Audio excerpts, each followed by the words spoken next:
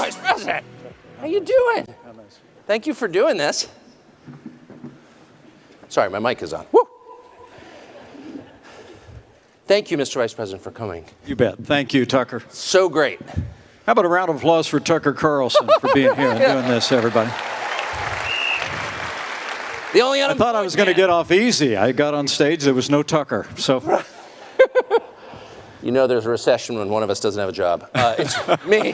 That would actually be two of us, Tucker. Actually, I'll start there. Are we in a recession? You know, I think there's a real possibility that it's already hit parts of the country. Yeah.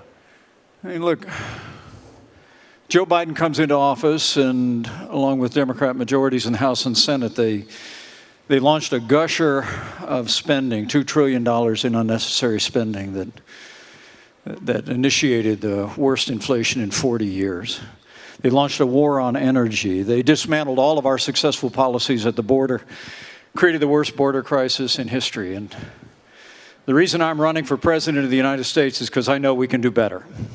We can bring this nation back. We can restore the American economy. We can secure our border. And we can stand for the God-given liberties that have always made this country strong and true and great. Amen. Amen. Well, thank you. And we can certainly do better, that's for sure. So I have to ask you, since you were a witness to, and in some unintentional way, a participant in one of the most widely covered events in American history, January 6th, what was that? Do you think that was an insurrection? Well, first, look, can I just take a moment just to say thank you to the family leader, to Bob Vander Plaats and the whole team here, and to our friends at Blaze TV, including my old friend Glenn Beck. We're standing here on a historic day in Iowa, when in just a few short hours, Governor Kim Reynolds would take to this stage and sign into law historic protections for the unborn. And I think all the members of the family leader here in Iowa prayed and worked and fought to bring us to this day. And it's an honor to be with you all. It really is. Now, as to that day, let me just say, all I know for sure, having lived through it at the Capitol, is that it was a tragic day. I've never used the word insurrection, Tucker, over the last 2 years, but it was a riot that took place at the Capitol that day. I saw firsthand where they'd evacuated us down to the loading dock below the Senate chamber, police officers that, as the day wore on, were streaming through 150 law enforcement officers that were assaulted. Obviously, the tragic loss of life ransacking the Capitol that occurred. But I really do believe that a day of tragedy became a triumph of freedom. And I'll always believe that by God's grace, I did my duty that day under the Constitution of the United States of America, and our institutions held. When you say the tragic loss of life, who are you referring to? Well, obviously, Ashley Babbitt would come to mind immediately. What do you think of the fact that she was shot? Well, I just think it was a tragic moment, without question. But I have to tell you that seeing people assaulting law enforcement officers, smashing windows, breaking into the Capitol building, it infuriated me. And it's very likely that the restraint that was shown by law enforcement officers saved lives that day.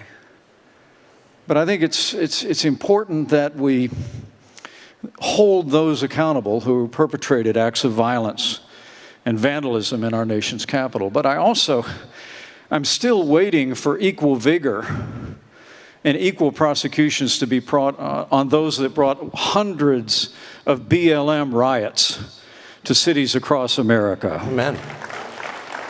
I mean, the truth is, you know, we don't make progress in this country by walking away from the rule of law. We uphold the rule of law, and we apply it equally and fairly. And I think that holding those accountable that rioted at the Capitol that day is right and proper. But I also believe that people that engaged in the hundreds of riots over the summer of 2020, literally burned out, you know, family businesses and communities, and also cost lives, yes, must be held to account. Amen.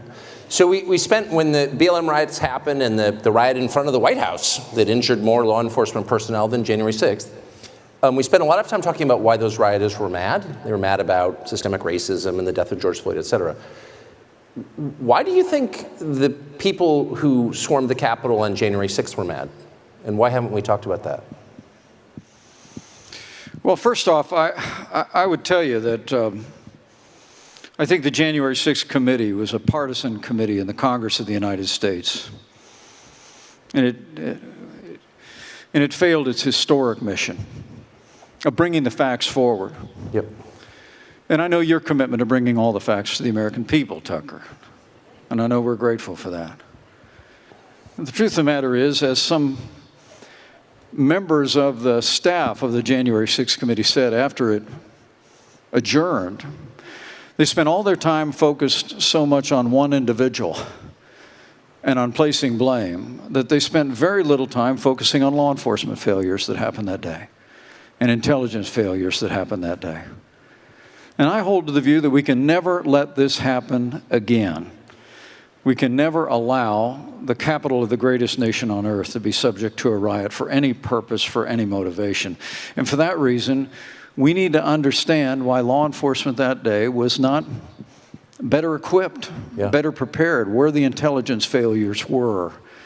And I believe that in time we'll have those answers. Amen. But I wonder, though, again, about motive, since these were, and I'm not excusing any act of violence ever anywhere, including on January 6th. However, they were American citizens. Most of them didn't commit acts of violence, and they were really mad. And they were mad because they thought the election was unfair. Right. And I wonder why more time hasn't been spent by either party reassuring Americans that our elections are real, that all votes are counted, that the electronic voting machines, which no one seemed to trust 10 years ago, now are infallible, why mail-in voting is a good thing. Like, why doesn't anybody try to reassure the public that the mechanics of voting are legit? And are they? Do you think the last election was fair? Well, as I said on January 6th in my communication to the Congress, and have said many times since, there were irregularities in the 2020 election. There's no question. There were about a half a dozen states that changed the rules of elections in the name of COVID. Yep. And that undermined public confidence in the outcome of our elections. Now, at the end of the day, we brought more than 60 lawsuits, states engaged in recounts. And when states ultimately certified and courts upheld those changes in virtually every instance, and ultimately we were able to determine that the changes, there was no evidence that the changes had changed the outcome of the election in any way. I knew that my duty was clear that day. But candidly, as I've said before, President Trump's words that day were reckless. I believe whatever his intentions in that moment, it endangered me and my family and everyone that was at the Capitol that day. I believe history will hold him accountable for that, just as the law will hold everyone that engaged in acts of violence. But may I just get, to the rest of us who weren't there, who were just participating or trying to in our democracy, 10 years ago, Democrats said, look, electronic voting machines can never be secure.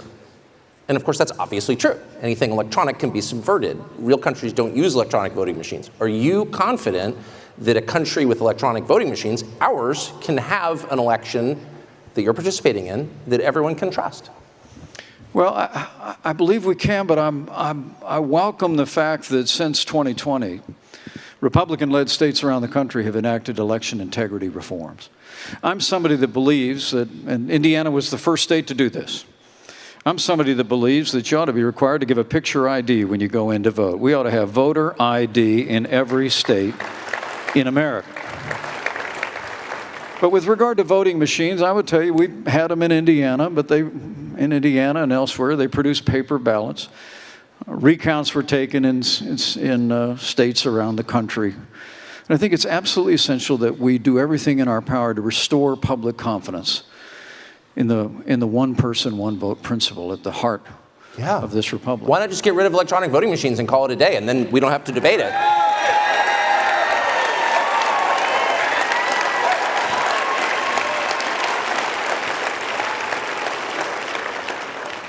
Well, I would certainly be open to that. Is there a downside? But what I believe, Tucker, is that states govern elections. States ought to conduct our elections. In fact, our founding fathers debated this at the Constitutional Convention. It was one of the reasons why I believe that my duty was very clear on that day. Despite the fact that my former running mate continues to hold the view that I had the right to overturn the election. I had no right to overturn the election. The presidency belongs to the American people and the American people alone. I had no right to reject or return votes that day. And Kamala Harris will have no right to overturn the election when we beat them in 2024. But this principle of state control of elections is absolutely vital. I mean, we've got to, one of the very first bills that Nancy Pelosi, Chuck Schumer, and Joe Biden brought to the floor of the Congress was a bill to nationalize our elections. It's what essentially brought me off the sidelines. It was the first thing I spoke publicly against after I left my role as Vice President of the United States, because you never want Washington, D.C., or any one person in Washington, D.C. deciding our elections. And the truth is that one of the ways that we govern the integrity of our elections is by letting states like Iowa, like Indiana, every state across the country to be able to conduct our elections. So if states were interested in going to all paper ballots, I would cheer them on. If states were willing to use, with strong integrity, continue to use electronic machines, I'll cheer them on. But no state states should govern elections in America now and always. I think it seems like it's a constitutional principle. That seems right to me. But in point of fact, no state, including ones with Republican governors, has really done anything about election integrity. They have not restored elections to what they were in, say, 1992, where you have paper ballots, you have voting on the day of the election, and you have voter ID. Like, these are super simple, but no one's done it. Why? Well, I think there's plenty of opportunity to advance election integrity reforms around the country. As long as we don't intrude on the independence of states to conduct elections and to manage their elections, there are ways the federal government could provide resources and encourage reforms. And if I'm President of the United States, I promise you, we'll fight every day to restore public confidence in the elections in this country. So you've issued thank you for that. You've issued a bunch of public statements about your views on foreign policy, which are definitely within the mainstream of Republican views, as far as I can tell. You recently met with Zelensky, according to news reports. And I'm wondering if during that meeting, as a prominent Christian leader, which you are in addition to your political views, you broached the question of his treatment of Christians within Ukraine. The Zelensky government has raided convents, arrested priests, has effectively banned a denomination, a Christian denomination, the Ukrainian Orthodox Church within Ukraine, has persecuted Christians. And I wonder if you raised that with him. I did raise the issue when we were there. And I raised it with the leader of the Orthodox Church when I was visiting Kyiv and asked him about concerns about religious liberty. He assured me that the Zelensky government in Ukraine was respecting religious liberty, even while recognizing that there were very small elements of the Russian Orthodox Church that were being utilized for the purpose of advancing the Russian cause in Ukraine, and that they were taking steps to hold them to account. But the leader of the church at St. Michael's in Kyiv told me personally that he believed that the Zelensky government was respecting religious liberty. And I must tell you, other than the sanctity of life, there's no higher priority in my life than preserving the freedom of religion in America and championing religious liberty around the world. I'm confused. On this question, it's very clear that the Zelensky government has arrested priests for having views they disagree with. That's not consistent with religious liberty. It's an attack on it, and we're funding it. And I'm just wondering how is it, and I don't mean to be disrespectful at all, but I sincerely wonder how a Christian leader could support the arrest of Christians for having different views. Well, what I can tell you is I asked the Christian leader in Kiev if that was in fact happening, and he assured me that it was not. People were not being persecuted for their religious beliefs. Now, he said that no priest had been arrested? Let me take a break here. I know we disagree on this strongly, but I respect your right to your opinion on Ukraine, and I trust you'll respect mine. Look, I've been to Ukraine now twice. My wife and I traveled into Ukraine a month after the initiation of hostilities. We traveled then with a group called Samaritan's Purse, providing Christian relief to the millions of Ukrainians, women and children of every age that had to flee that country in the face of the unprovoked Russian invasion that began a year and a half ago. I did return, took an 11-hour train ride into Kyiv, also again with Samaritan's Purse. We not only met with government leaders, but we met with Christian relief workers. We're literally rebuilding homes of people in small towns, little hamlets, that a year ago were being shelled by Russian tanks, while the people in that community were just sitting in their homes. I mean, the truth is, what I saw was not just evidence of war, but I saw evil. And I believe that it is in the interest of the United States of America to continue to give the Ukrainian military the resources that they need to repel the Russian invasion and restore their sovereignty. Would you, may I ask, would you be, and I believe you have a good faith position on this, and we have disagreements on it, but I want to just, I can't let you elide over the question of the treatment of Christians and clergy. I know, I heard and that would again, you be, Tucker. well, no, but hold on, would you be The problem is you willing? don't accept my answer. I just told you that I asked the religious leader in Kiev if it was happening. You asked me if I raised the issue, and I did. And I'm saying I also raised it with the Ukrainians, and I was told that there are religious leaders who have been working with the Russian military that is murdering people by the thousands. Okay. I mean, Tucker, look. Wait, but hold on. Don't you think... Let me explain to you what I think our national interest is there. I would think you would have greater concern for religious liberty in Ukraine. And I'm surprised by your I told you I answer. raised the issue of religious liberty. No, you spoke to one person who's clearly on one spoke side to of one it, and there are many, many news reports that are not disputed by anybody that many clergy have been arrested in Ukraine. And I'm merely saying I may not agree with their views. I'm not Russian Orthodox, but you can't arrest clergy for having different views, period. Because if you do, you violate the basic tenet of religious liberty. I want to be clear with you. I won't stand by it. I won't stand for it. If people are being persecuted for their religious beliefs, I won't stand for it. In any country with which a country of our nation is supporting or our allies are supporting. Yes. Period, paragraph. But let me say to you, our national interest in Ukraine, I believe, is born of the fact that I spent 10 years on the Foreign Affairs Committee in the House of Representatives. I spent 4 years as vice president. I've met Vladimir Putin. Let me tell you, if Vladimir Putin overruns Ukraine, I have no doubt that in a short period of time, that Russian military is going to cross a border of a NATO country that our armed forces will have to go and defend. You know, I started the day this morning at Rosie's in Zionsville, Indiana with my son, Captain Michael J. Pence in the United States Marine Corps.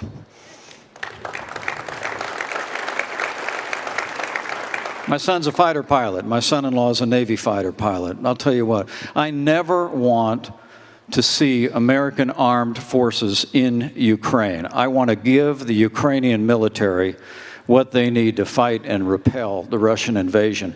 I think we need to stop them there so that our men and women in uniform are never called upon to stop that Russian military when they cross a border that we would have to defend. So you would oppose Ukraine entering NATO?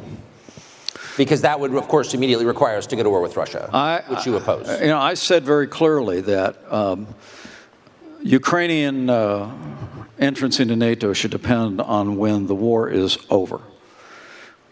And I made that clear with President Zelensky that that was my view. And what I understood in speaking with him was he understood that it needed to be conditional. If we were to allow Ukraine to join NATO today, then the obligations of the NATO Treaty on Mutual Defense would initiate immediately, and we'd be pulled into a conflict. I don't want that to happen. But I do believe that after the war is won and over, that welcoming Ukraine into NATO, embracing them with open arms in the West, is in the interest of our security and of our nation in the long term. And let me also say, I think this fight is also about China, Tucker. I know we don't talk about that enough. I know a lot of people say, and you may hear from some other candidates in this race, that we ought to be focused on China. Well, I gave the first major speech in our administration, changing administration policy on China. We called them out. We imposed tariffs. We rebuilt our military. I mean, in a very real sense, we were tougher on China than any administration in the modern era had ever been.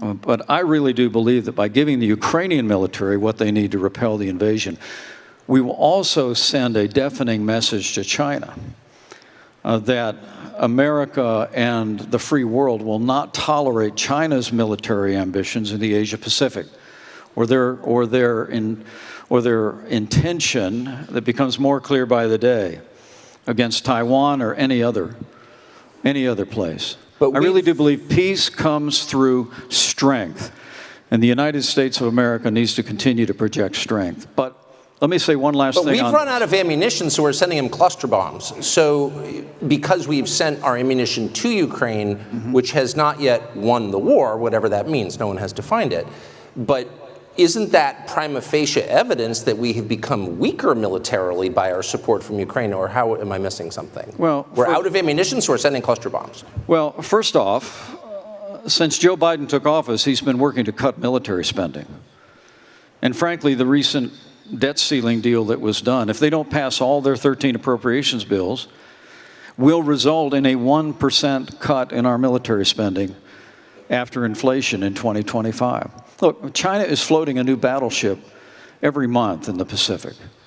We don't need to rebuild our military. We need to build a military strong enough to meet the challenges America will face in the 21st century. And as President of the United States, I'll do that. Amen. I promise you. Last question on Ukraine, though. The Pentagon says that because of the munitions and the material we have sent to Ukraine, we're very low in our stockpiles. Is that a concern to you? Yeah. On the 155 artillery. And I have no reason to disbelieve that. Look, it's the answer, though, is not to shrink from America's role as leader of the free world. The answer is to invest in our national defense. I really do believe that. Look, remember, in a year and a half, and again, we have a strong disagreement on it. Well, I'm not sure we do. That's okay. Well, that'd be great if we didn't. But let me say to you, we've made real progress there. Look, a year and a half ago, Russia had the second most powerful military in the world. Today, they have the second most powerful military in Ukraine. All right? That's progress. That's progress. And that's a result of what the United States and our allies have invested. But let me say one thing about Joe. Can I say one thing about Joe Biden on this? Okay. And I've been critical of him. Look, our administration came in, and the Obama-Biden administration had refused to give military support and resources to Ukraine. We ended that. We started providing Javelin missiles. I'll never forget standing in the woods a couple of weeks ago in a little town called Moshe, where the soldier told me about when the Russian tanks approached and how many soldiers they lost in the first 24 hours. And then the colonel looked at me and smiled and said, and then the Javelin missiles arrived. And I said, we sent you those Javelin missiles. And he said, yes, sir, you did. I mean, we provided arms to Ukraine so they would be better equipped for this moment. But let me ask you a question. I'm sorry. Joe Biden cut off military spending when he came in. And even after that heartless, unprovoked invasion, which Joe Biden actually said, we don't know what we'd do if it was a small invasion. I mean, he signaled incredible weakness, especially after that disastrous withdrawal from Afghanistan. And all along the way, the Biden administration has been slow in providing military support. Make no mistake about this. We promised them 33 Abrams tanks in January. I heard again 2 weeks ago in Ukraine, they still don't have them. We've been telling them we'll train their F-16 pilots, but now they're saying maybe January we'll let somebody transfer some jets. I'm sorry, Mr. Vice President, have you, I know you're running for president. You are distressed that the Ukrainians don't have enough American tanks. Every city in the United States has become much worse over the past 3 years. Yeah. Drive around. There's not one city that's gotten better in the United States. And it's visible. Our economy has degraded. The suicide rate has jumped. Public filth and disorder and crime have exponentially increased. And yet, your concern is that the Ukrainians, a country most people can't find on a map, who've received tens of billions of U.S. tax dollars, don't have enough tanks. I think it's a fair question to ask, like, where's the concern for the United States in that? Well, it's not my concern. Tucker, I've heard that routine from you before, but that's not my concern. I'm running for president of the United States because I think this country's in a lot of trouble. I think Joe Biden has weakened America at home and abroad. And as President of the United States, we're going to restore law and order in our cities. We're going to secure our border. We're going to get this economy moving again. And we're going to make sure that we have men and women on our courts at every level that will stand for the right to life and defend all the God-given liberties enshrined in our Constitution. Anybody that says that we can't be the leader of the free world and solve our problems at home has a pretty small view of the greatest nation on earth. We can do both. And as President of the United States, we will secure our border, we will support our military, we will revive our economy and stand by our values, and we will also lead the world for freedom under my administration. I promise you. Amen. Vice President Mike Pence, thank you very much. Thank you, Tucker. Thank you.